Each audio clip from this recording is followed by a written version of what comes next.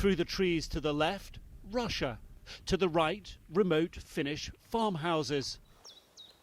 Through clearings, a glimpse of the flimsy fence following much of the 1,300-kilometre, 830-mile border that separates them.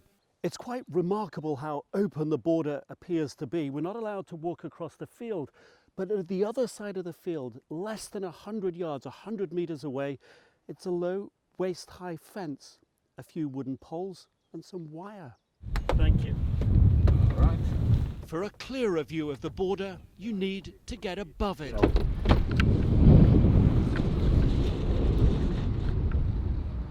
From up here, you can really see just how fine the border is, tracing its way across the countryside. It looks calm, yet below here, the biggest geopolitical realignment in a generation is taking place. Oh, the fences?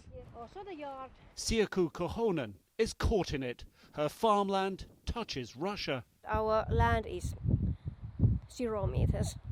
Your land is on the border? Yes. How do you feel about that now?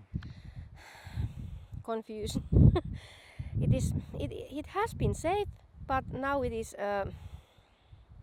different. For Finns, that change in feeling came fast. Once tepid support for NATO rocketed as Russia invaded Ukraine, from 1/3 to over 2/3 in a matter of weeks. NATO, of course, NATO. Yeah. Excellent choice, because we need now protection, and it's the best available. Joining NATO would be that gate to us, that no one would invade us. Here in Finland's east, generations have grown knowing Russia can be a dangerous neighbour. As local legend would have it, when the Russians arrived here 281 years ago and stormed the fort up the hill, they spilt so much blood, this log was carried down the hill on it.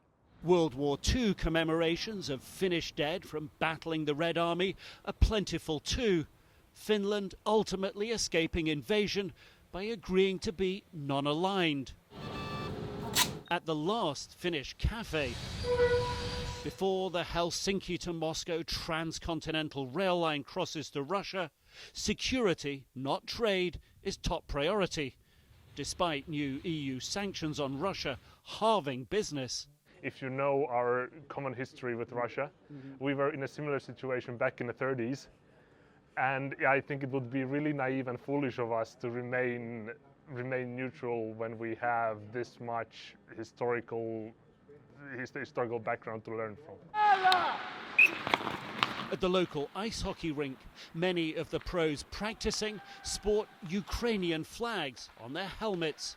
Sympathies are strong, similarities easy to imagine. It's natural to bring in the mind that what could happen because we're so close. Captain Koskiranta's focus, keep his team's head in the game. NATO membership, he says, should help. I hope it will bring more like we can a little bit relax and just try to enjoy our lives like we have been enjoying so far.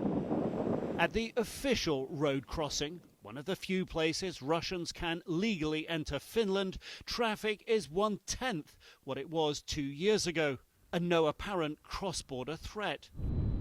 The reverse even. This young Russian seeking Finland's safety and escape from Putin's war. I think I will never come back to Russia. Really? Well, yeah, probably. I also trying to avoid conscription because, well, I don't want to die in Ukraine.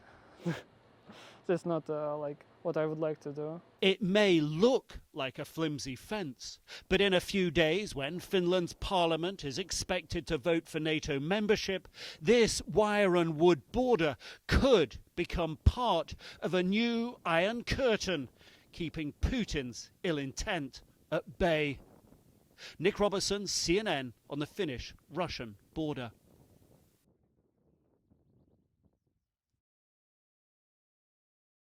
Hi, I'm Christine Persichetti, anchor of Currents News. If you like what you saw, please hit the like button on this video. And if you want to see more content just like it, subscribe and click on the bell for notifications. Thanks for watching, because we are putting your faith in the news.